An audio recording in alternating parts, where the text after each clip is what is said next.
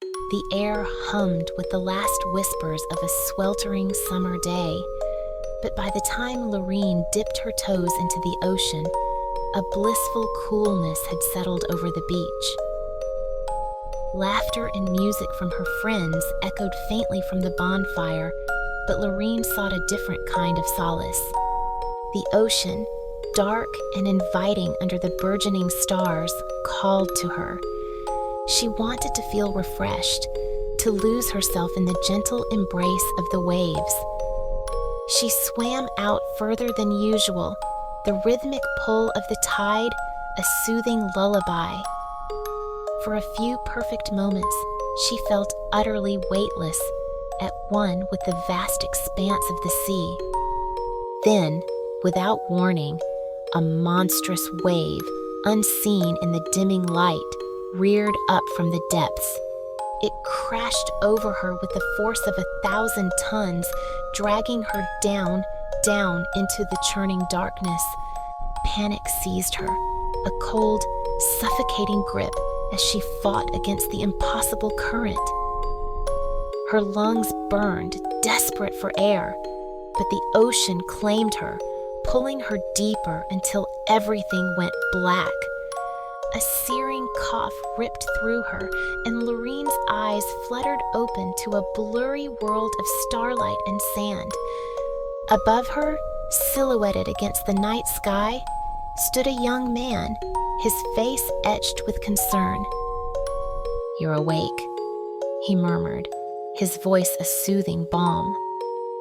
I thought I'd lost you." This was Bryce. He explained he'd seen her struggling and pulled her from the relentless grasp of the tide. He'd saved her. A friendship blossomed quickly, Bryce becoming her constant companion, patient and kind, even teaching her how to swim again, easing the lingering fear the ocean had instilled. But the ocean hadn't finished with Laureen. Every time she slipped into the water, a strange, tingling sensation spread across her skin, followed by a subtle, almost imperceptible change in its texture and shimmer. She dismissed it as a trick of the light. Yet, the changes persisted, becoming more pronounced. She tried to confide in Bryce, bringing up her strange experiences whenever they were alone. But each time, he would subtly, almost imperceptibly, steer the conversation away. It was baffling, and Laureen began to notice something else. A lingering sensation of being watched whenever she was near the ocean. A prickling awareness that raised the hairs on her arms. Then came the announcement. The annual school swimming tournament. Perhaps, she mused, this could be her chance to finally show Bryce what was happening. "Please, swim with me. Just this once. I need you to see." Reluctantly, after much cajoling, he agreed. The day of the tournament dawned with an unusual chill in the air. As she stood on the diving block, the chlorine-scented air thick with anticipation, her heart hammered. The familiar tingle began, but this time it was an overwhelming surge. Her legs fused together, elongating into a magnificent, shimmering tail. Instead, there he was, right in front of her, not shocked at all. Bryce pulled her to the edge of the pool, their forms now hidden by the water's murky depths. He explained everything then, that she had been touched by the ocean's magic, that she was changing. Processing Bryce's revelation was like trying to grasp water. She decided to confide in her parents. Their faces crumpled, etched with a grief and truth she had never seen. They revealed the shattering secret.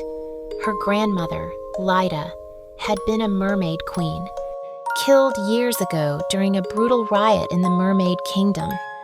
Her grandmother's own sister, the wicked Oriole, had plotted the coup. Laureen wasn't just a mermaid. She was the granddaughter of a queen, the rightful heir. The next morning, a single ominous piece of paper was folded under their front door's seal. One sentence, stark and chilling, stared back. "We know who you are, and we are coming for you. These are the same people who killed your grandmother. They've been tracking our kind for years. You need to leave, Laureen." Now, together, they plunged into the ocean's depths, Bryce leading the way through intricate currents and bioluminescent passages. They swam until they reached a vast, shimmering cavern where a group of mermen, ancient and weathered, stood waiting. "This is Laureen," Bryce announced, his voice echoing in the aquatic chamber. "Granddaughter of the late Queen Lyda." A heavy silence descended. The mermen exchanged glances, their eyes filled with a quiet reverence. "That means the rightful queen to the throne is alive," intoned the eldest, Otega.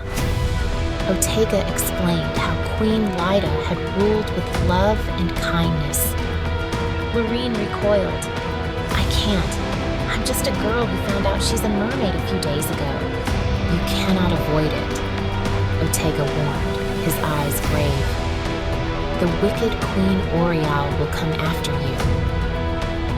As Otega spoke, a faint metallic glint caught his eye.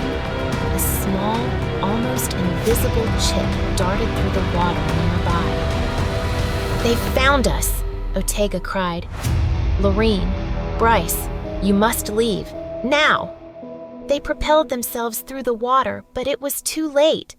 Oriel's elite guard, armored and menacing, emerged from the depths, blocking their escape.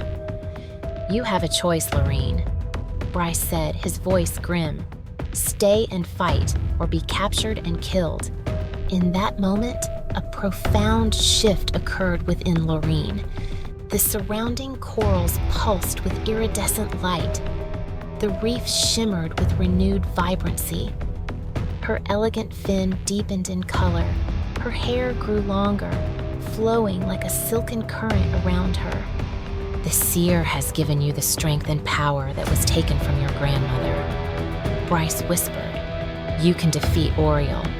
With newfound confidence, Laureen and Bryce unleashed their combined magical powers.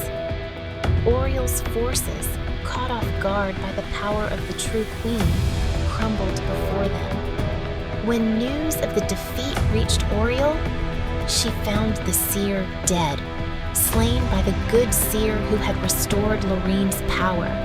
With her source of dark magic gone, Oriel realized her reign was over. Peace, a profound and joyful peace, settled over the mermaid kingdom once more. Laureen, the girl who had drowned and been reborn, now sat on the throne, Queen of the Tides. Laureen, the girl who had drowned and been reborn, now sat on the throne, Queen of the Tides. Thanks for joining the adventure. Don't forget to like, subscribe, and dream big. See you in the next tiny tale.